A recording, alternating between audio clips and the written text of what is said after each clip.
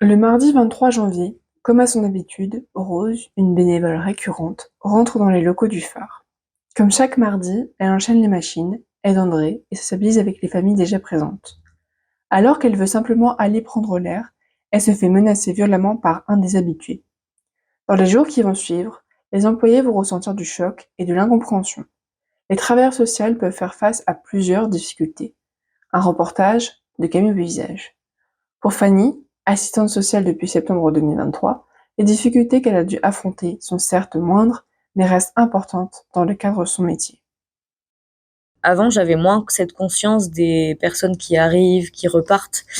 Et du coup, ça m'a appris, moi, à m'adapter, en fait, à des gens qui partent pendant des mois alors qu'on a fait une demande. Et moi, du coup, je dois continuer les démarches alors que je les vois pas, qu'ils me répondent pas forcément. Ouais. Donc ça m'a beaucoup fait évoluer dans ma pratique. J'ai appris aussi au début, je fonctionnais beaucoup avec les rendez-vous. Et en fait, je me suis rendu compte que finalement, les gens ils reviennent pas forcément, ou alors j'arrive plus trop à les avoir au téléphone après. Du coup, ça les aide plus en tout cas eux si quand je les reçois directement quand ils arrivent. Le phare compte parmi ses membres un agent d'accueil qui perçoit la structure différemment de ses collègues.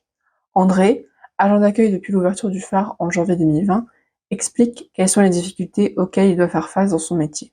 Oui, alors les difficultés sont nombreuses, hein. Forcément, il y a des gens qui sont dans l'immédiateté et on peut pas répondre de façon spontanée à leurs demandes.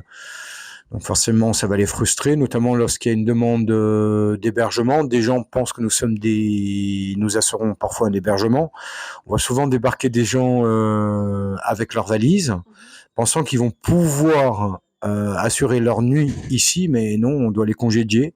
Et ça peut être une difficulté principale. L'autre difficulté, ça peut être réorienter une personne qui n'est pas éligible puisqu'elle ne correspond pas à la topologie familiale, à savoir femme avec enfant ou homme avec enfant ou couple avec enfant. Ça peut être une difficulté. L'autre difficulté, c'est de ne pas pouvoir répondre à leurs besoins précis.